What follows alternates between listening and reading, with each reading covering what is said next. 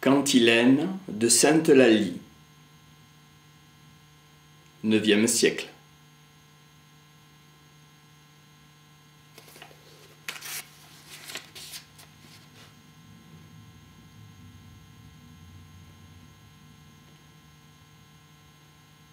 Eulalie fut une bonne jeune fille, belle de corps, plus belle d'âme encore. Voulurent la vaincre les ennemis de Dieu, voulurent la faire servir le diable. Elle n'a pas écouté les mauvais conseillers, l'invitant à renier le Dieu qui vit au ciel. Ni pour or, ni pour argent, ni pour beau habit, ni par menace royale, ni par prière, on ne put jamais fléchir la jeune fille, ni l'empêcher d'aimer le service de Dieu. C'est pourquoi on la mena devant Maximilien, qui était alors le roi des païens. Il exhorte, mais sans aucun succès, à quitter le nom de chrétien. Elle rassemble toute son énergie. Elle supporterait les tortures. Plutôt que de perdre sa virginité, elle mourut en grande honnêteté. On la jeta au feu pour qu'elle brûlât vite. Étant sans péché, elle ne brûla pas. Le roi païen ne voulut pas s'y fier. Il ordonna qu'une épée lui tranchât la tête. La jeune fille ne protesta pas. Elle veut abandonner le monde si le Christ l'ordonne. Sous forme d'une colombe, elle s'envole au ciel. Prions tous qu'elle daigne intercéder pour nous, afin que le Christ ait pitié de nous, après la mort, et qui nous laisse venir à lui, par sa clémence. La chanson de Roland, Adieu à Durandal.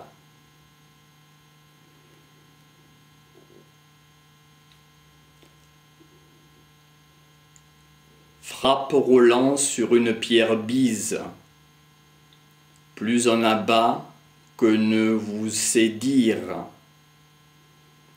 Grince l'épée ni froissée ni brisée, contre le ciel là-haut a rebondi. Le comte voit qu'elle ne rompra pas. Très doucement, il a plaint en lui-même. Ah, Durandal, tu es belle et très sainte. Dans ton pommeau doré sont des reliques, dents de Saint-Pierre et sang de Saint-Basile, et cheveux de Monseigneur Saint-Denis, et morceaux d'habit de Sainte Marie. Il n'est pas bien que païen te possède. Par des chrétiens tu dois être servi. De grands pays avec vous j'ai conquis, que Charles tient dont la barbe est fleurie. L'empereur en est un riche seigneur. Ne vous est homme atteint de lâcheté. Dieu ne laissait France déshonorée.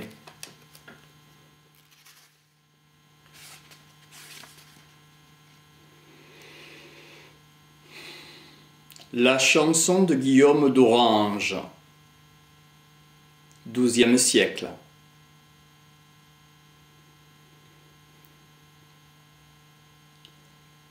Le fier marquis Guillaume a chevauché, piquant des deux pour ne pas s'attarder.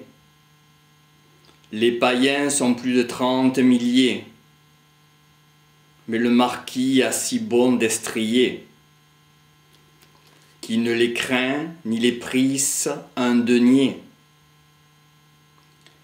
Et de 2 lieues il les a dépassés. En un vallon s'appuie à un rocher. Il voit Orange sa tour et son clocher. Et Glorette son grand palais princier. Ses murs de grès qu'il a fait fortifier. Dieu, dit le comte qui a tout donné. À grand joie j'en partis l'autre journée. J'ai perdu tant de vaillants chevaliers que jamais plus je ne retrouverai. Hélas, Guy Broc, ma noble et libre épouse, quand le mortel malheur vous connaîtrez, de mon neveu que tant je chérissais, le chagrin vous fera déraisonner. Sur son cheval le comte s'est pâmé. Il serait tombé sans ses étriers. Lors il fila tout au long d'un sentier, jusqu'à Orange sans s'abri de lâcher. Vient à la porte, appelle le portier. À haute voix, se mit à le héler. Ouvre la porte et fais le pont glisser. Frère, hâte-toi, grande est l'adversité. Quand le portier l'entendit s'y presser sur la tourelle et allait s'appuyer, le fier marquis y n'a pas reconnu, ni dessous lui son impétueux coursier, ni le fanion qu'il regardait flotter, ni le aume vert, ni le bouclier. Il croyait voir un païen qui voulait venir pour le trahir et le tromper. Dis à Guillaume, or vous vous en allez, ou par Saint-Jacques que je veux prier. Si un temps soit peu vous vous soyez approchés, je frapperai sur ce homme rayé. Je vous ferai de ce cheval tomber. Par Dieu et par le vaillant Saint-Riquier. Traître, perfide, il faut vous en aller. Guillaume va de l'Archamp retourner. Croyez-vous que nous sommes des bergers? Le comte dit, amis sans effrayer. Je suis Guillaume au visage assuré, qui son chagrin en guerre alla venger, pour secourir Vivien et pour l'aider. Mais j'ai subi mortelle adversité. Morts sont mes hommes, nul n'en a réchappé. Moi-même suis sur tout le corps blessé. Et le portier se prit à s'étonner. Au nom de Dieu commence à se signer. Guillaume alors s'est rudement hâté. Dit au portier, ami, la porte ouvrez.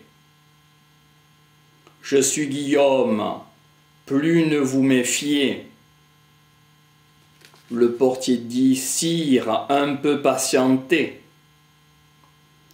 J'irai là-bas, bientôt je reviendrai. Par l'escalier, il monta au palais, vint à Guibroc, et il s'est écrié: « Noble comtesse, il vous faut vous hâter. Là est dehors un chevalier armé, sur un cheval tel on ne vit jamais. D'armes païennes, il est tout adoubé. Étrangement est grande sa fierté, comme est quelqu'un du combat retourné. Il est très grand sur son cheval armé. Il dit qu'il est Guillaume au petit nez. Venez, madame, par Dieu, vous le verrez. En l'entendant, elle en est retournée. Elle descend de son palais princier, vient au créneau au-dessus du fossé. Dire à Guillaume, vassal, que demander? Le comte dit, dame, la porte ouvrez. Rapidement, et ce pont abaissé, car me suivent Bandus et Desmarets. 20 000 païens au vert aume jamais. Et s'ils m'atteignent, je suis à mort livré. Noble comtesse, par Dieu, la porte ouvrez.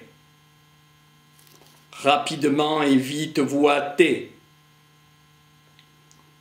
Guiborc lui dit, vassal, point n'entrerai, car sans personne ici je suis resté. Sauf ce portier et un prêtre ordonné, sauf un enfant qui n'a qu'15 ans passés, et quelques dames au cœur affligé, pour leur mari que le mien a mené aux aliscans pour les païens châtiés. Il n'y aura ni porte ni guichet ouvert avant que Guillaume retourne. Le noble comte qui de moi est aimé. Dieu le protège, qui en croix fut cloué. En l'entendant, le comte s'est penché. Pleure d'émoi le marquis honoré. Les larmes coulent le long de son nez. Guiborc l'appelle quand il fut relevé. Êtes-vous donc Guillaume au petit nez? Oui, vraiment, dame, et très grand tort avait. Et suis ému que vous me méconnaissiez. Guiborc lui dit, Sarrazin, vous mentez. Plutôt serait votre chef désarmé que soit ouvert la porte et le guichet. Tient de Troyes, XIIe siècle.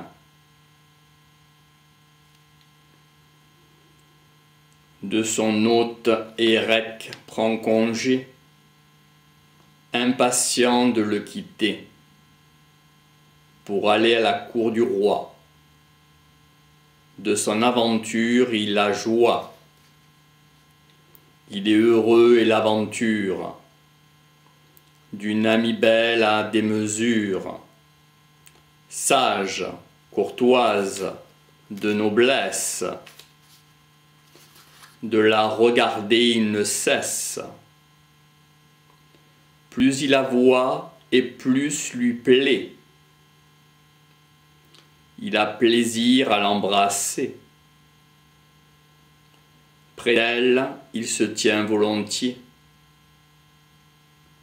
se plaisant à la regarder. Il contemple ses cheveux blonds, ses yeux riants et son clair front,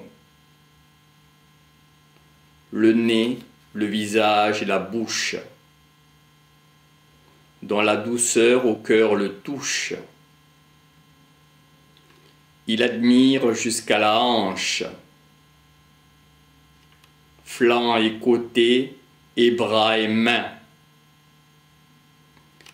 Il ne la regardait pas moins. La demoiselle, le vassal d'un bon œil et de cœur loyal, avec la même émulation. Il n'aurait pas pris de rançon pour l'un l'autre se regarder. Ils avaient même égalité en courtoisie et en beauté, en grande générosité. Ils étaient de telle matière,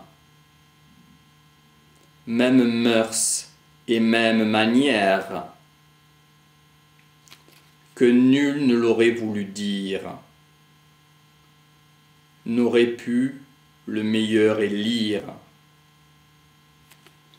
ni le plus beau, ni le plus sage. Tous deux avaient même courage, et tous deux allaient bien ensemble. Chacun a pris le cœur de l'autre. Jamais deux si belles images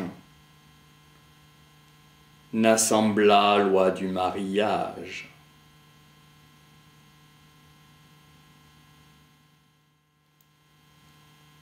Chrétien de Troyes, XIIe siècle, la complainte des tisseuses de soie.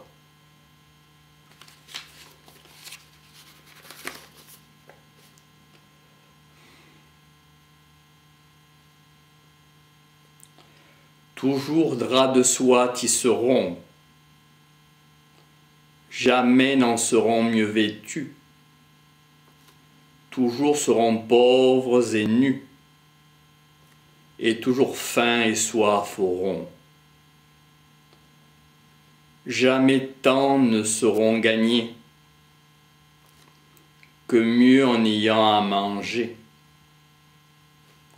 À grand-peine avons-nous du pain, peu au matin et au soir moins. Jamais de l'œuvre de nos mains n'auront chacune pour son vivre que 4 deniers de la livre. Et de cela ne pouvons pas avoir assez viande et draps. Car qui gagne dans la semaine 20 sous, il n'est pas hors de peine. Eh bien, sachez-le donc vous tous, qu'il n'y a nul d'entre nous qui ne gagne 20 sous au plus. De cela serait riche un duc. Nous sommes en grande pauvreté, s'enrichit de notre métier. Celui pour qui nous travaillons. Des nuits, grand partie nous veillons, et tout le jour pour peu gagner. On nous menace de frapper nos membres quand nous reposons.